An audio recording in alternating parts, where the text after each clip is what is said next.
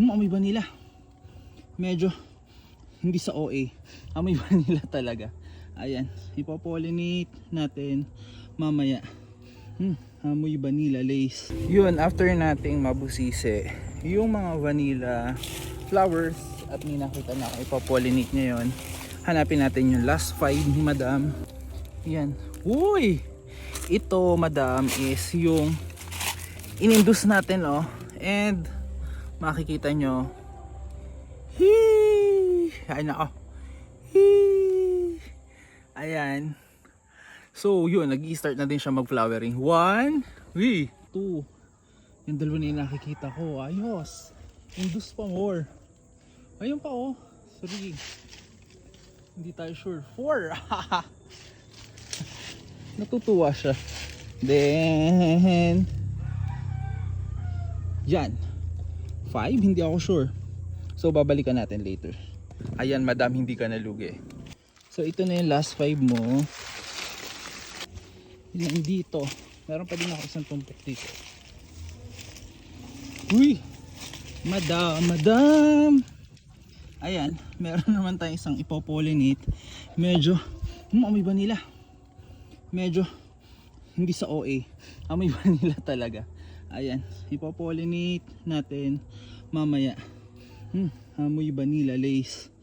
Siya, naipaisip ako, meron pa pala akong isa doon. Before natin ipunin, tingnan natin kung epekto yung inducement natin. Ayan, ito, napabayaan ko sa puno ng avocado. Kung may nangyari dito sa inducement na to. Ayan, as you can see, bulaklak siguro to. Uy, successful ang inducement. Amoy vanilla talaga, walang halong eklat. Yan. So itong bulaklak na ito ay ipopollinate natin.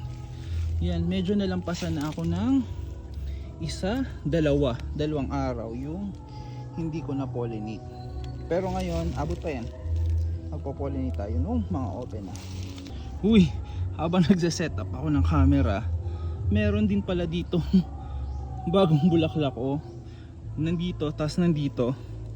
Di wow, #bless. The goal is pagdikitin yung male part ng flower at ng female part. Nakakapanghinayang ang bango. Yan, pero yan malalanta din naman yan one day, kaya dapat lagi kayong kabantay kapag vanilla flowering season na. One day lang nag-bloom itong mga bulaklak natin. Done!